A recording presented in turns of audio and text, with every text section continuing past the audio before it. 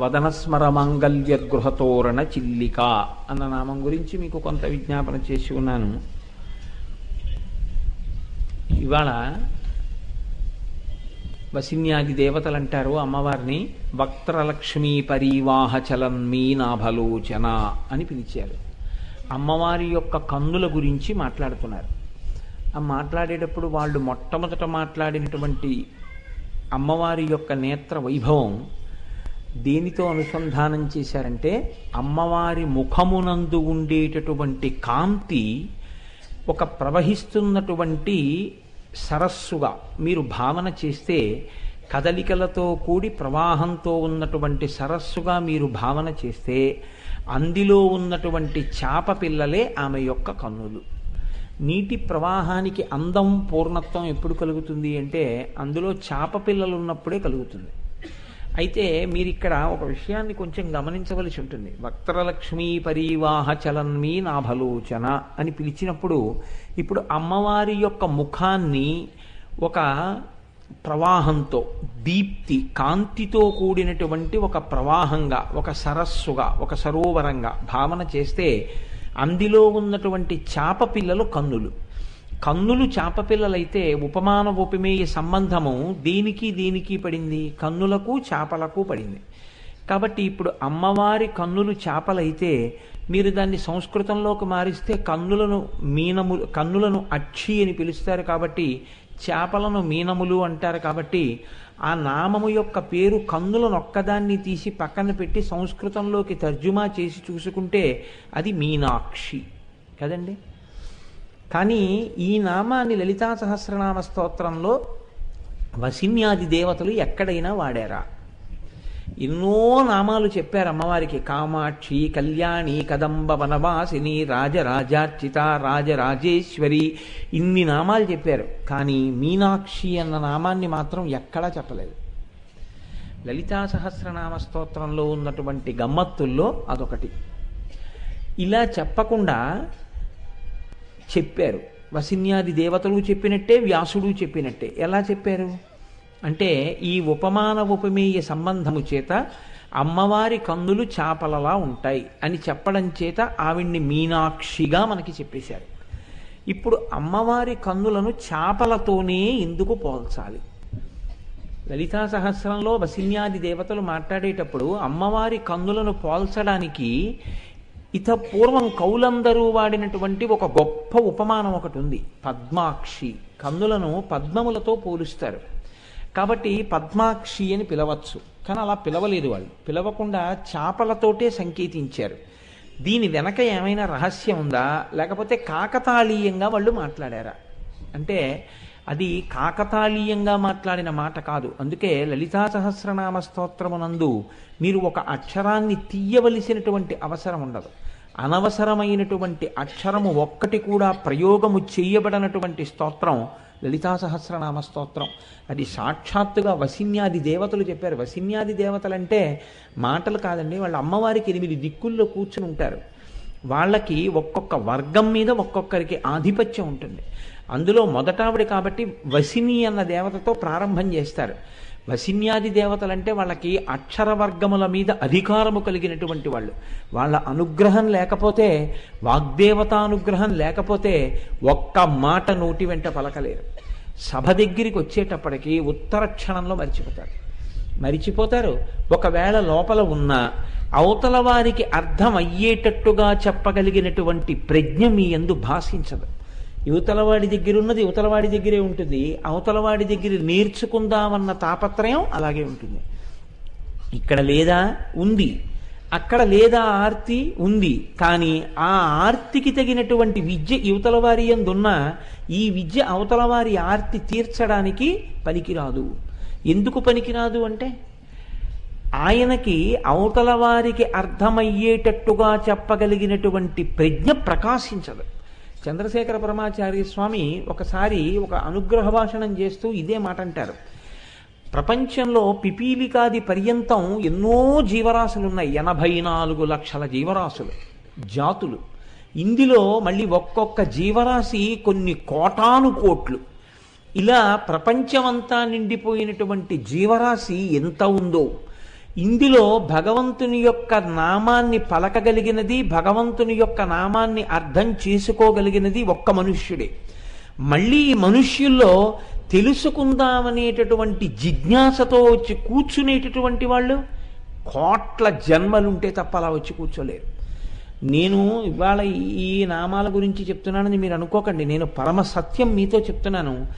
లలితా సహస్రనామ స్తోత్రం చదవడం కానీ, లలితా సహస్రనామ స్తోత్రంలో ఒక్క నామానికి వ్యాఖ్యానం వినడం కానీ జరిగితే కొన్ని కోట్ల జన్మల తరువాత మాత్రమే అటువంటి స్థితిని అనుభవిస్తారు తప్ప, లేకపోతే వినడానికి అమ్మవారు అధికారం ఇవ్వదు. ప్రణంతుం స్తోతుం వా కథమకృత పుణ్య ప్రభవతి. ఆవిడ ఆ పుణ్యాన్ని చూస్తే తప్ప సభలోకి వచ్చి కూర్చొనివ్వదు ఆవిడ. ఆ అనుగ్రహం ఉన్నది అని గుర్తు ఏమిటంటే, అటువంటి అనుగ్రహాన్ని పొందిన వాళ్ళు సభలో కూర్చుని వింటూ ఉంటారు అమ్మవారి గురించి. కనుక అమ్మవారి గురించి వినడమే అంత కష్టమైతే అమ్మవారి గురించి చెప్పడం మరీ కష్టం. ఆ చెప్పేటప్పుడు అవతల వారికి అర్థమయ్యేటట్టు చెప్పడం ఇంకా కష్టం. తనకి జీర్ణం అవ్వాలి, తనకి జీర్ణమైంది అవతల వారికి పనికొచ్చేటట్టుగా చెప్పగలగాలి, దానివల్ల ఏదో ప్రయోజనం కలగాలి. ఆ ప్రయోజనం కలిగేటట్టు చెప్పగలిగితే అది నీ గొప్ప కాదు అంది శాస్త్రం. అలా నువ్వు చెప్పగలిగావు అంటే నీకు వాగ్దేవి యొక్క కృప లభించింది అని గుర్తు. ఆ అమ్మ అనుగ్రహం ఎంతకాలం ఉంటుందో అంతకాలం నువ్వు అలా చెప్పగలవు. ఆ అనుగ్రహం తొలగిపోయిన మరుక్షణంలో నువ్వెందుకు పనికిరావు, నువ్వు అలా చెప్పలేవు. ఇంకా నీ యందు ఆ ప్రజ్ఞ నశించిపోతుంది.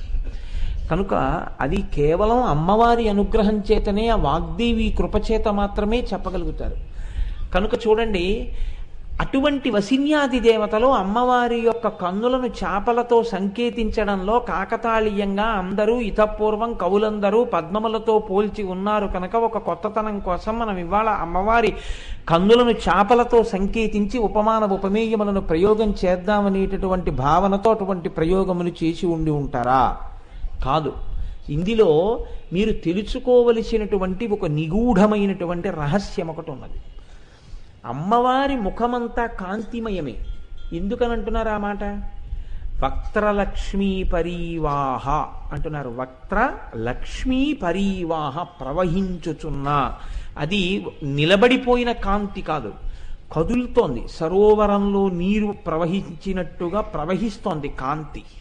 ఇప్పుడు ఈ కాంతి చాలండి మీకు. కన్ను మొట్టమొదట దేన్ని పట్టుకుంటుంది అంటే, కన్ను మొదట పట్టుకునేది కాంతినే పట్టుకుంటుంది.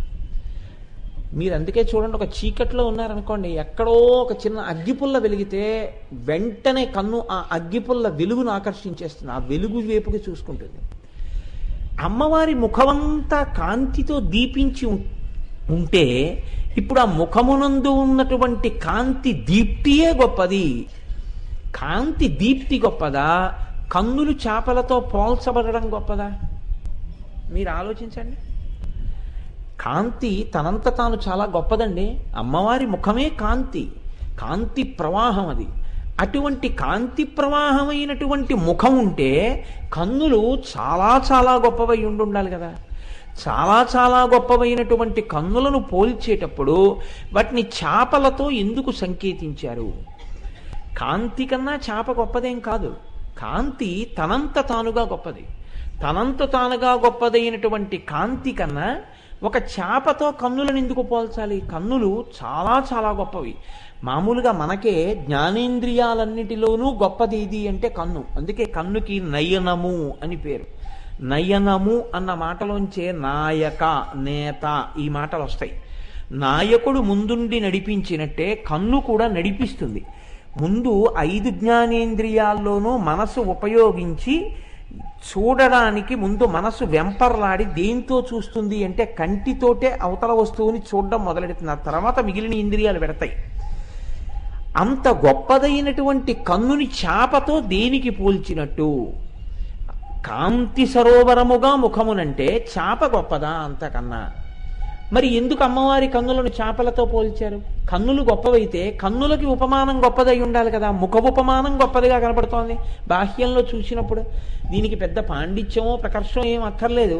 కాంతి గొప్పదా, కాంతి ప్రవాహము గొప్పదా? ఒక కాంతి ప్రవాహముతో కూడినటువంటి సరస్సు గొప్పదా, ఒక చేప గొప్పదా అని మిమ్మల్ని అడిగారు అనుకోండి, ఏది గొప్పదంటారు?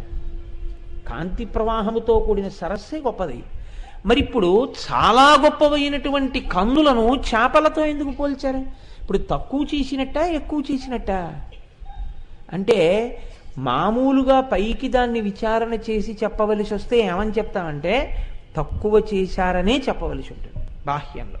కానీ ఇక్కడే నేను మీతో మనవి చేసినటువంటి విషయం, లలితా సహస్రంలో ఉండే నామముల యొక్క చమత్కారం ఎక్కడుంటుందంటే, మీరు పైన ఉండేటటువంటి అర్థం చూస్తే ఒక స్థాయిలో అనుభవిస్తారు, దాన్ని మీరు బాగా ధ్యానం చేసి ఆలోచన చేస్తే మీకు దొరికేటటువంటి అమృతం వేరుగా ఉంటుంది.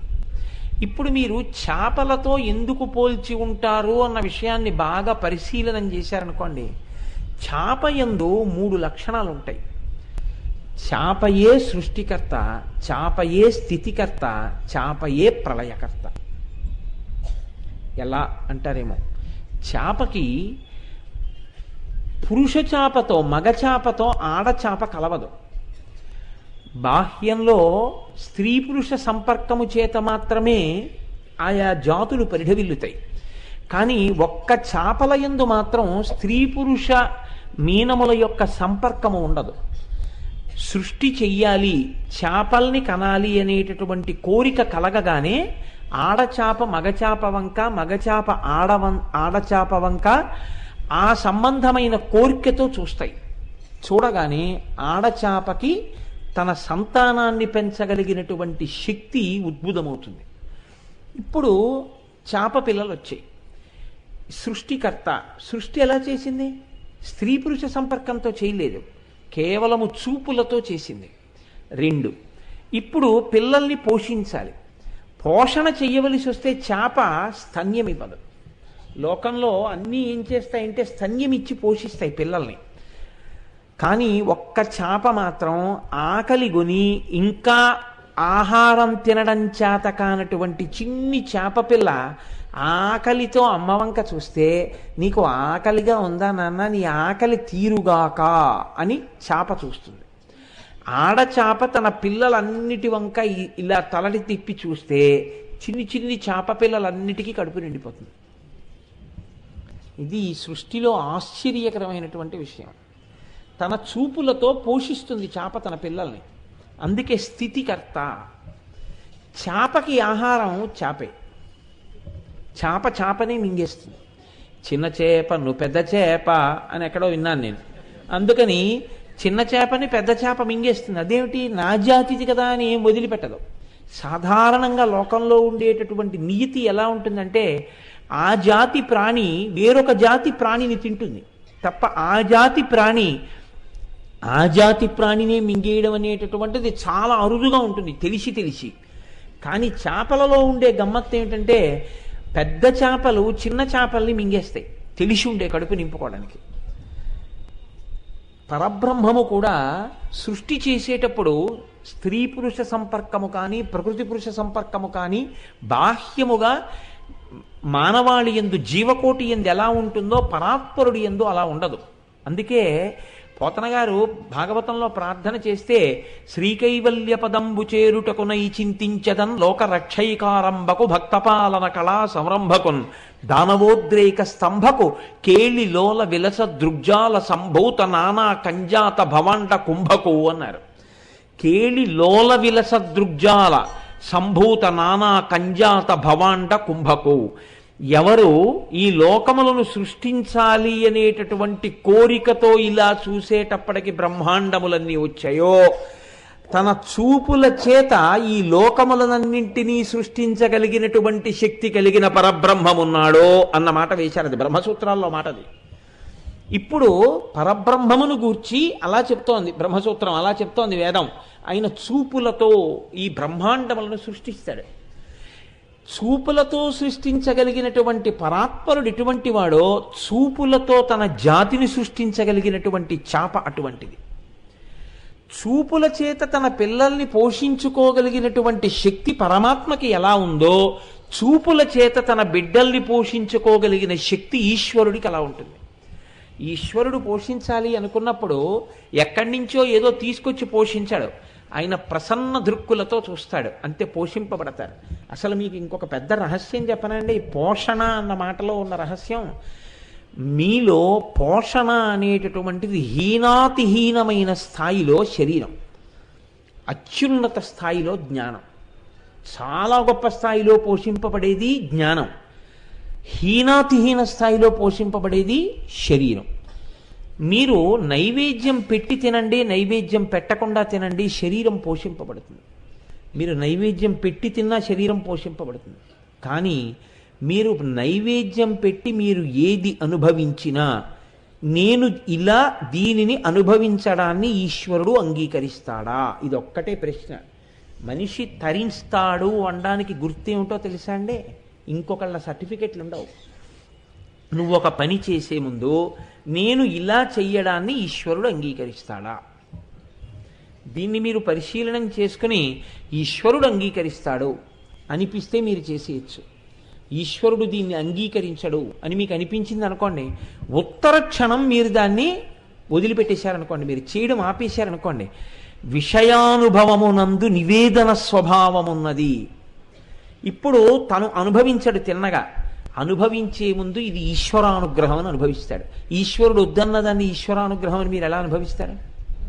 మీరు అనుభవించలేరు. ఈశ్వరానుగ్రహము అని అనుభవించడంలో చాలా చమత్కారం ఉంటుంది. అలా మీరు దేన్ని పడితే దాన్ని ఈశ్వరానుగ్రహము అని లోపలికి పుచ్చుకోకూడదు.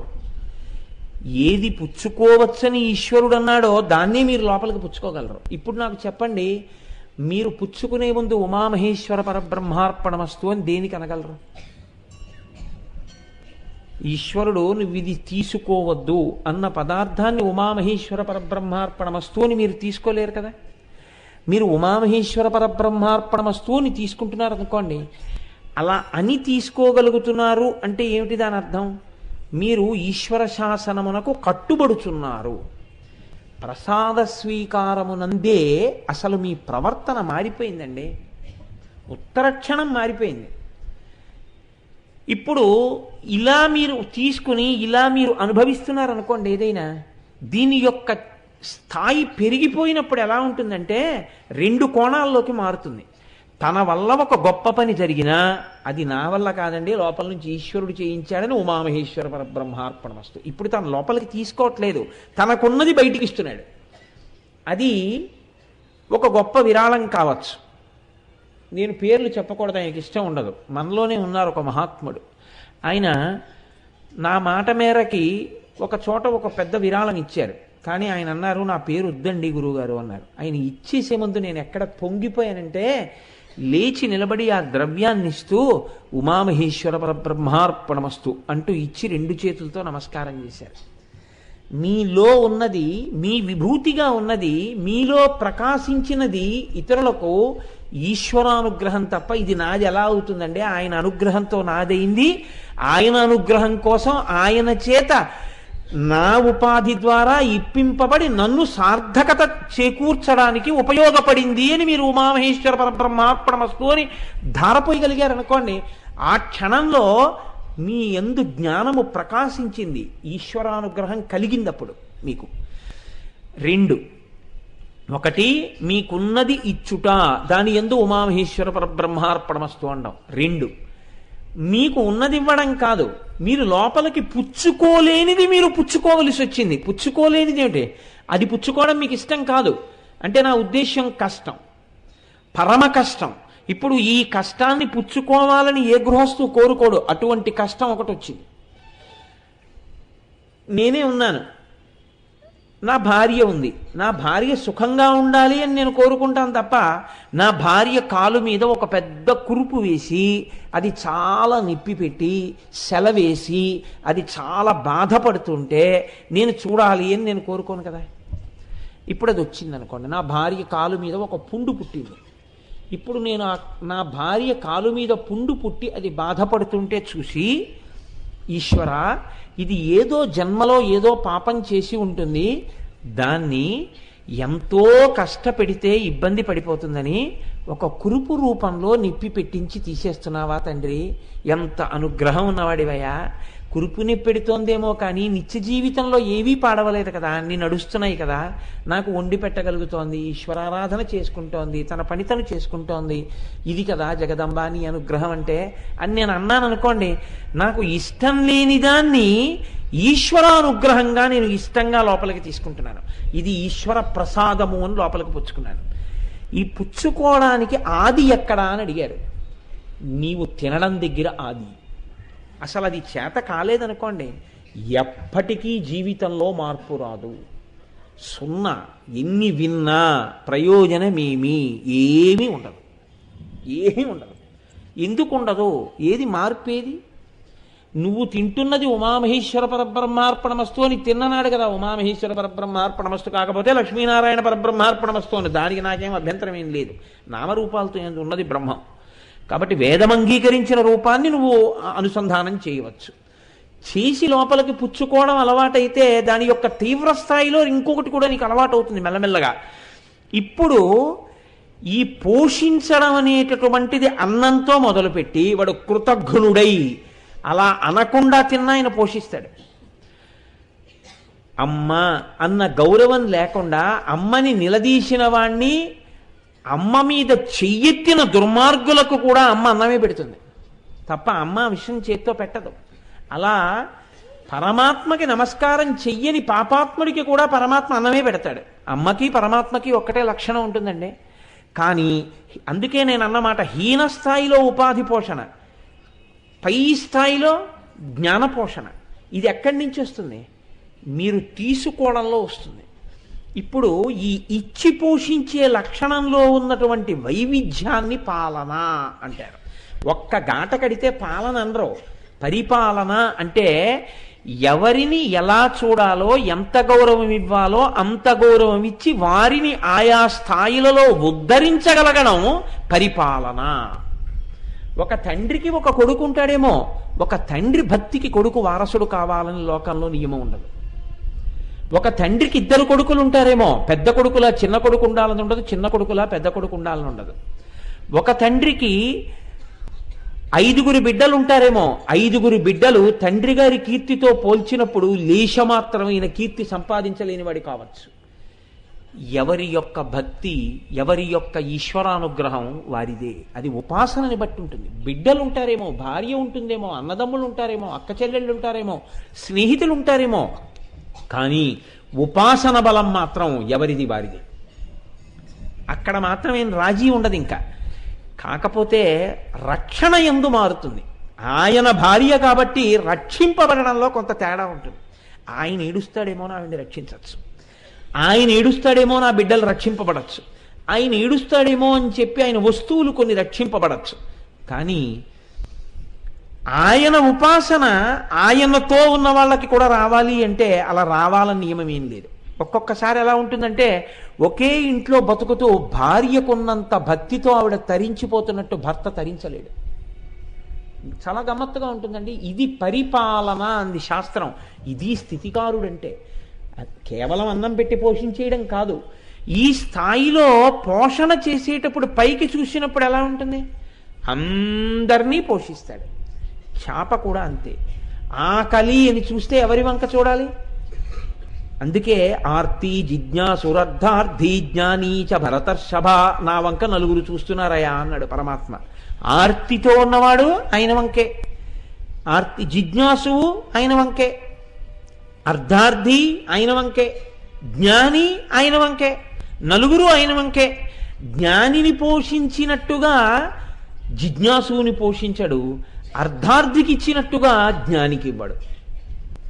జ్ఞానికి అర్థం చూస్తే సంతోషపడిపోడు, జ్ఞానము పెరిగితే సంతోషిస్తాడు. ఆయనకి జ్ఞానం ఇస్తాడు, వీడికి అర్థం ఇస్తాడు. ఎవడు దేనికి ఆనందిస్తాడో అది వాడికి ఇస్తాడు. ఎవడు దేనికి ఆనందిస్తాడో నీ పక్క వాళ్ళకి తెలిసినట్టు కాదు, నీ మనసు ఆయనకి తెలుసు, అది నీకు ఇస్తాడు. అందుకే కొంతమంది లీకి మాట మాట్లాడుతుంటారు, ఆయనకి సరస్వతీ కటాక్షం ఉంది కానీ లక్ష్మీ కటాక్షం లేదండి అని. నువ్వెవడు ఆ మాట అనడానికి? ఆయనకి ఏ కటాక్షం ఇవ్వాలో ఈశ్వరుడికి తెలుసు. నీకెందుకు లేనిపోని నిర్ణయాలు, నీకెందుకు ఆ తీర్పులు? ఆయనకి ఏ కటాక్షం పొందాలో ఆయనకి తెలుసు, ఆయనకి ఏమి ఇవ్వాలో ఈశ్వరుడికి తెలుసు. పోతన గారు దరిద్రుడు అన్నాడు అనుకోండి, ఎవడో అన్నవాడు పాడయ్యాడేమో కానీ పోతన గారు పాడవుతారా? పోతన గారు కోరుకున్నది మోక్షం, శ్రీకైవల్య పదంబు చేరుటకునై, అంతేగాని నాకు అంత ఐశ్వర్యం కావాలని పోతన గారు అడగను లేదు. పరమేశ్వరుడికి ఇవ్వవలసిన అవసరం ఉన్నది. ఏడిచేవాళ్ళు చాలామంది ఉన్నారు, వాళ్ళకి ఇస్తాడు. ఆ తర్వాత ఎప్పుడో తెలుసుకుంటాడు, ఏం పట్టుకెళ్ళానరా ఇందులో, అలా అడగలేకపోయానే అనుకుంటాడు. కాబట్టి ఇప్పుడు అందరెవరి వంక చూడాలి? ఆయన వంకే చూడాలి. చేపలన్నీ పిల్లలన్నీ ఎవరి వంక చూడాలి? పోషణకి తల్లి వంకే చూడాలి. ఇప్పుడు తల్లి ఏం చేస్తోంది? పోషణ యందు తేడా లేదు, సమానంగా పోషిస్తోంది. వాటిలో మార్పుని బట్టి వాటి ఉత్తరణ ఉంటుంది. కాబట్టి లయకారకత్వం ఎవరు చేస్తున్నారు? చాపే చేస్తోంది. ఆ చాపే మింగేస్తోంది. ఈ సృష్టించిన వాడే మనందరినీ ఒకానొకనాడు లయం చేసుకుంటున్నాడు. ఏ పరబ్రహ్మము మనని సృష్టించిందో ఆ పరబ్రహ్మమే మళ్ళీ దీన్ని పంచభూతాల్లో కలుపుతుంది. ఇంకా వేరే ఒకడెవరే ఉండడు ఇంకా పంచభూతాల్లో కలపడానికి, వాడే ఉంటాడు. అందుకే మీరు సనాతన ధర్మమునందు చాలా గొప్పగా ఉంటుంది ఒక మాట, మృత్యువు దేవత. సనాతన ధర్మంలో మృత్యువు శత్రువు కాడు, మృత్యువు దేవత, మృత్యుదేవత. ఎందుకని? నీ శరీరము జర్జరీభూతమైపోయి మంచంలోంచి లేచి మలమూత్రములు విసర్జించలేని స్థితిలో కూడా ఇంకా పాడుగూడు పట్టుకుని వేలాడుతుంటే, చాలేవయా ఏం చేసావు దీంతో, ఇంకేం చేద్దామని ఇంకొకటి ఇస్తాను, అందులో ఏమైనా ఏడిస్తే ఏడని విడిపించేవాడు ఎవడో, వాడు దేవత. లేకపోతే అందులో పడి ఉంటావు ఆ గూట్లో. విడిపించాడు కాబట్టి వాడు దేవతేనయా అన్నారు, అంతే. సనాతన ధర్మము యొక్క కోణం అలా ఉంటుంది తప్ప ఎవ్వరినీ అసలు వేరు కోణంలో చూడడం అన్నది సనాతన ధర్మానికి ఉండదు. ఇంద్రియ లౌల్యం ఎవరికి ఉంటుందో వాళ్ళే చాలా దైన్యమునందున్న వాడిగా చూస్తుంది శాస్త్రం. వాడు ఉద్ధరింపబడాలని కోరుకుంటుంది, అంతే. కనుక ఇప్పుడు లయ ఎవరు చేస్తున్నారు? చాపే చేస్తోంది. ఆడచాపయే పోషించినట్టు, ఆడచాపయే సృష్టించినట్టు, ఆడచాపయే తినేసినట్టు.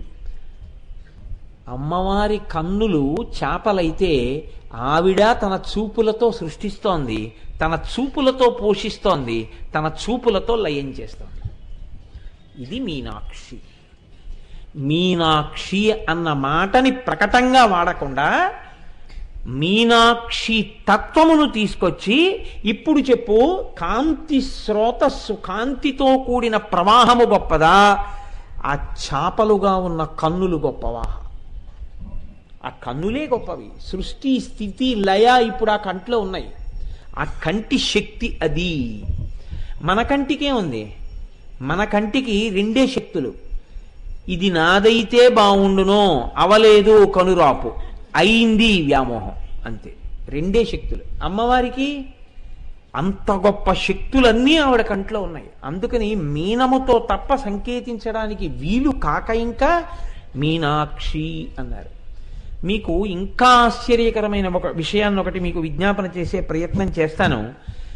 మీకు మిగిలినటువంటి దేవతా స్వరూపములు భూమండలం మీద ప్రవర్తించి మనుష్యులలాగే ఇక్కడ బిడ్డల్ని కన్నారా అని ప్రశ్న వేయవలసి వచ్చిందనుకోండి.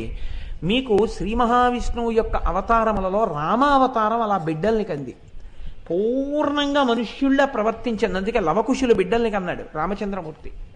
సీతమ్మ తల్లి గర్భిణి అయి గంగ ఒడ్డున ఆశ్రమంలో ఉంది.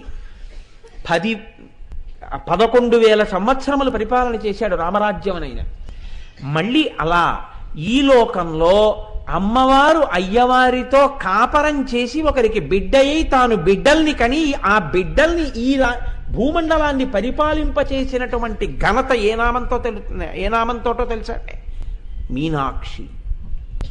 మీనాక్షిగానే ఆవిడిక్కడ పుట్టింది, పెరిగింది, పెళ్లి చేసుకుంది, బిడ్డల్ని కంది. ఆ తర్వాత మన్ని పోషించడం కోసమని వచ్చి ఇక్కడ కూర్చుంది. అలా కూర్చున్న రూపమే మీనాక్షి రూపం. ఇది ఎలాగైంది అని మీకు అనుమానం రావచ్చు. అసలు మీనాక్షి అమ్మవారు అక్కడ ఉన్నారన్న విషయం కూడా ఎవ్వరికీ తెలియదు. ఒకప్పుడు ఒక పెద్ద అరణ్యంలో, ఇప్పుడు మధురై అని మనం పిలుస్తున్న చోట మహారణ్యం ఒకటి ఉండేది. అందులో ధనంజయన్ అనబడేటటువంటి ఒక వ్యాపారి వెళ్ళిపోతున్నాడు. వెళ్ళిపోతూ బడలికతో ఒక చిన్న ప్రాకారం లాంటిది ఉంటే దాని పక్కన కూర్చున్నాడు. చీకటి పడిపోయింది.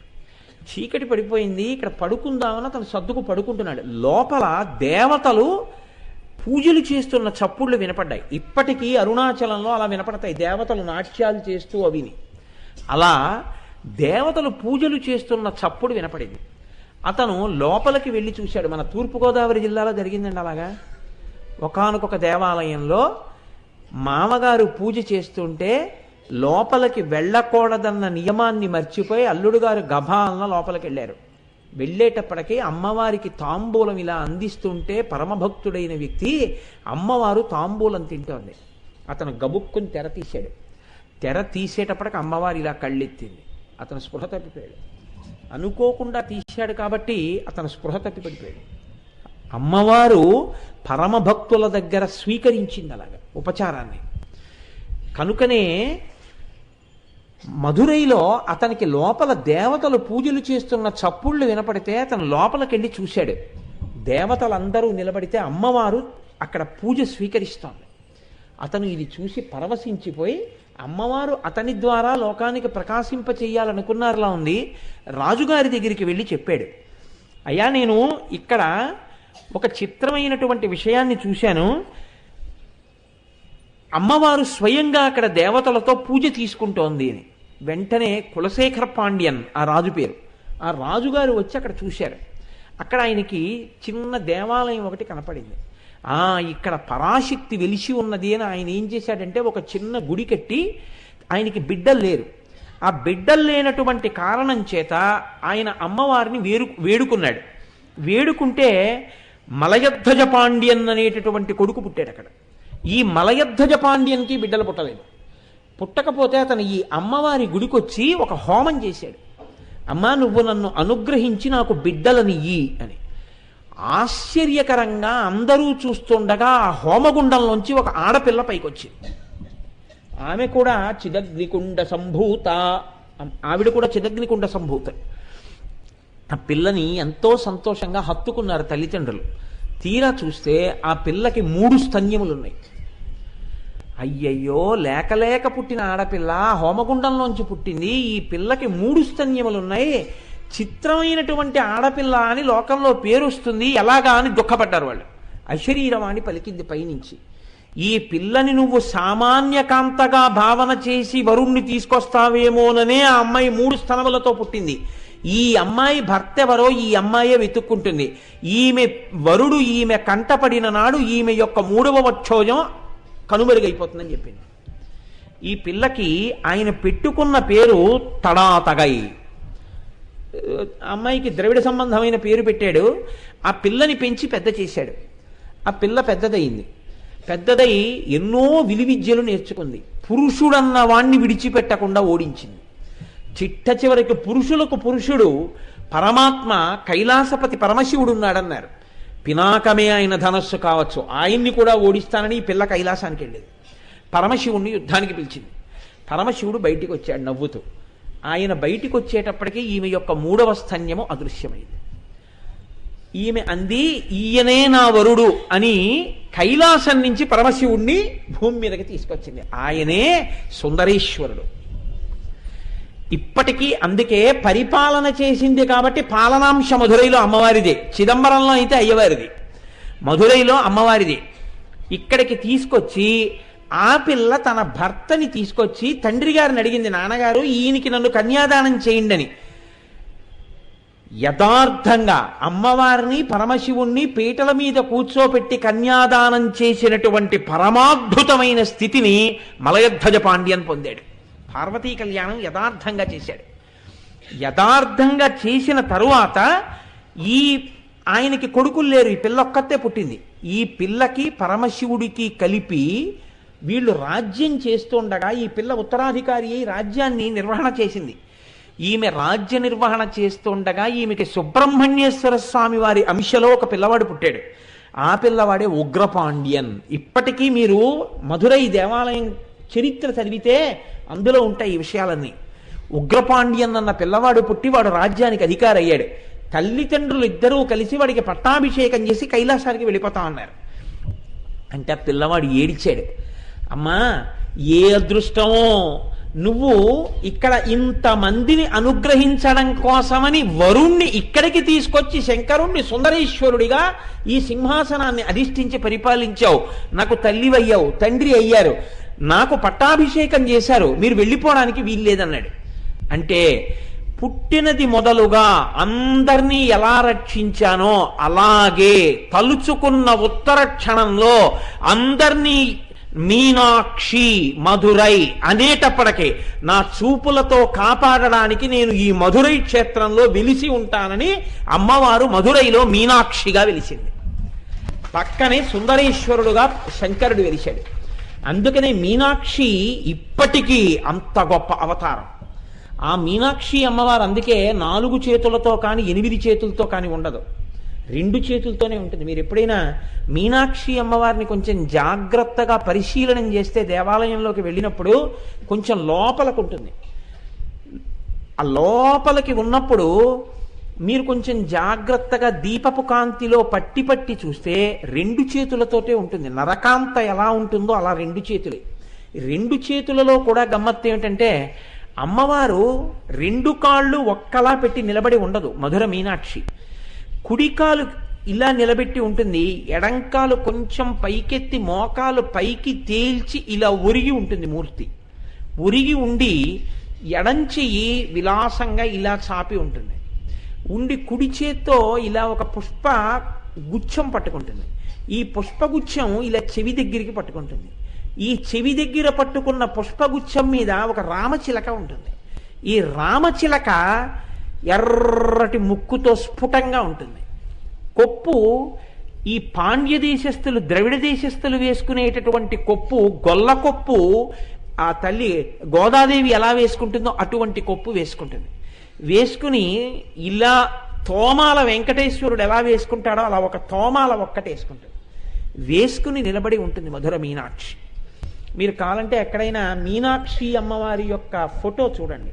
దీనికి పెద్దలు ఏం చెప్తారంటే అమ్మవారు 2 స్థాయిల్లో గమనిస్తుంటుంది. ఒకటి,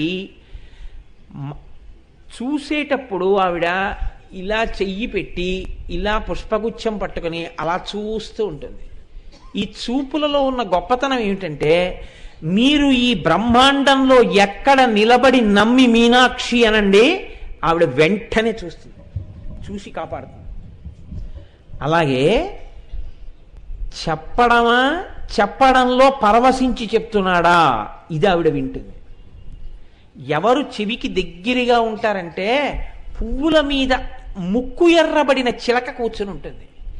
అంటే భగవత్ సంబంధమైన విషయం చెప్పేటప్పుడు తాను పరవశుడైపోయి ఆ పారవస్యం చేత ఒళ్ళు మరిచిపోయి రాగరంజితమైన ముఖంతో పారవస్యంతో చెప్తున్నవాడెవడున్నాడో అటువంటి వాడి మాటల్ని దగ్గరకి తీసుకుని తన చెవులతో విని పొంగిపోతూ ఉంటుంది ఆవిడ.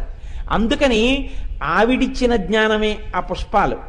దాని మీదే కూర్చుని ఆ చిలక ఉంటే ఆ చిలక పలుకులు వినడానికి ఇలా కుడి చెవికి దగ్గరికి పెట్టుకుని ఉంటుంది. మీరు ఎప్పుడైనా మధుర మీనాక్షి అమ్మవారిని కొంచెం బాగా పరిశీలనగా చూసే ప్రయత్నం చెయ్యండి, మీకు అన్ని రహస్యాలు అందులో ద్యోతకం అవుతాయి. కాబట్టి ఆవిడ కన్నులతో చూసి పోషిస్తూ ఉంటుంది. ఆ తత్వమే, ఆ తల్లియే ప్రత్యేకించి ఈ భూమండలం మీద మనం 1.5 రోజులు మనది కాదు అని అనుకుంటే ఉత్తర క్షణంలో మీరు మధురై వెళ్ళిపోగలరు. ఏముందండి, ఇవాళ సర్కార్ ఎక్కితే తెల్లారేటప్పటికి చెన్నై, అక్కడ మళ్ళీ వైఘై ఎక్స్ప్రెస్ ఎక్కితే మధ్యాహ్నానికో సాయంకాలానికో మధురై వెళ్ళిపోతారు.